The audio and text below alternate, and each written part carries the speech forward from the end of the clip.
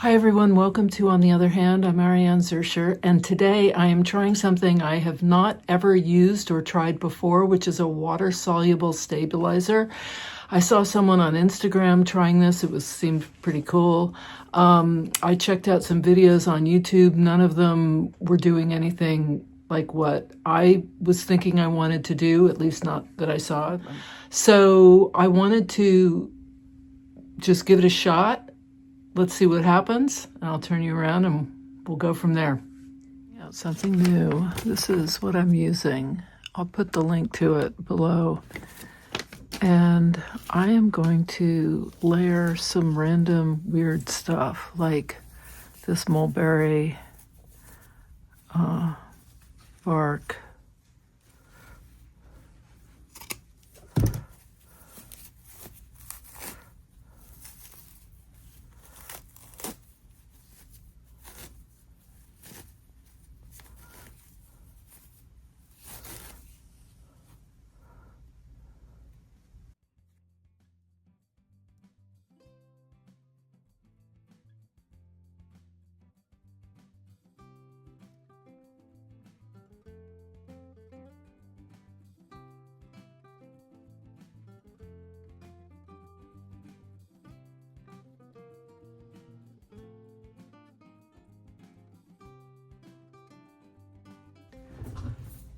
And I want some black.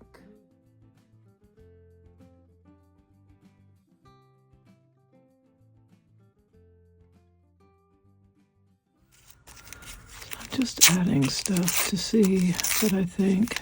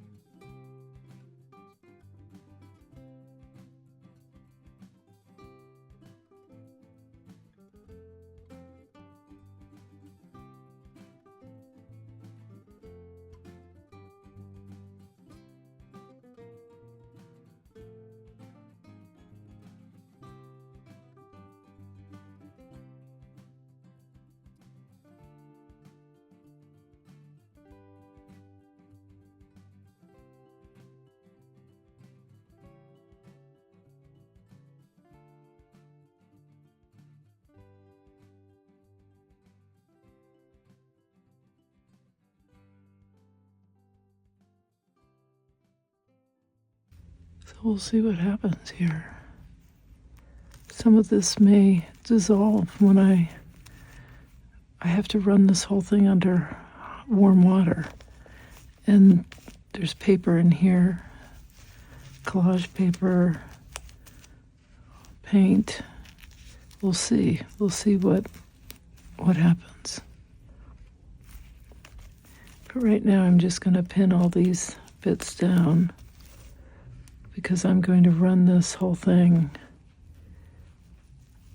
I'm going to do some free motion stitching here.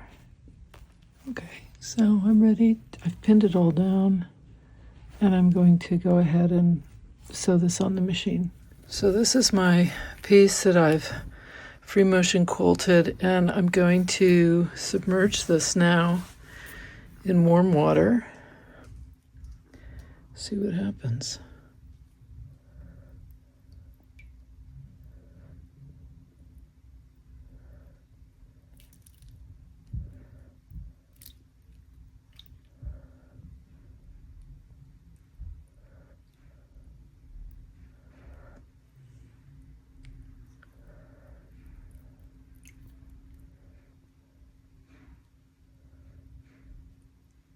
Oh, that actually, I shouldn't have done that. That was paper, the rice paper.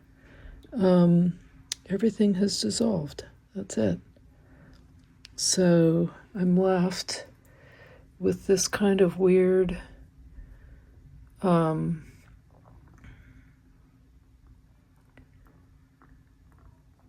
which is interesting. I can use this for my vessel or whatever, right? Okay. It's a little sticky. But I'm going to dry it out, and I'll show you what it looks like when it's all dry. Well, this is it, and it's dry, and it's actually pretty cool. This is, I've put paper in here. This is origami paper with some metallic. This is just some, I don't know, paper that had a tea bag wrapped in it from Norway or somewhere. This is bark. There's some Japanese rice paper here and up here, and some wool, and it all just I did free motion stitching on top of that, and it's pretty cool. It's you can see it's pretty, you can scrunch it up, but it's keeping its shape. And for some of my, three-dimensional work, this is cool because it's got shape to it, it's got some interest. And I feel like there's just so many possibilities for this to do. I can cut this up. I can use just portions of it. But yeah, this is great. I like this. I'm going to play around with it a bit more and see where it takes me. But this is a really nice first go. I'm just adding a few things, and I'm adding some stitching, and now I am putting in a little bit of roving in here. But you can do really anything. I did paint a little. I sort of splattered some black paint in here. It's hard to see. I put in some netting. And as I said, now I'm putting in some roving. One of the things I really love about art, and particularly mixed media, is that there are no rules. There's just a constant asking of what if? What if I try this? What if I experiment with that? And I feel like that really, really reflects life, because it's so easy to just kind of go down the path of least resistance, which is not to question, which is not to ask yourself, is this for me? And this whole journey that I've been on has been about abandoning all of that, rejecting all the things that I was taught, the ways in which I grew up, the kind of training I was given as a child. I am now in the process of constantly examining and asking questions, remaining curious, and finding new ways to do things that speak to me. Not the way someone else might do it, what I'd like to do, how I want to try things. And this has just unleashed an enormous amount of creative energy and excitement.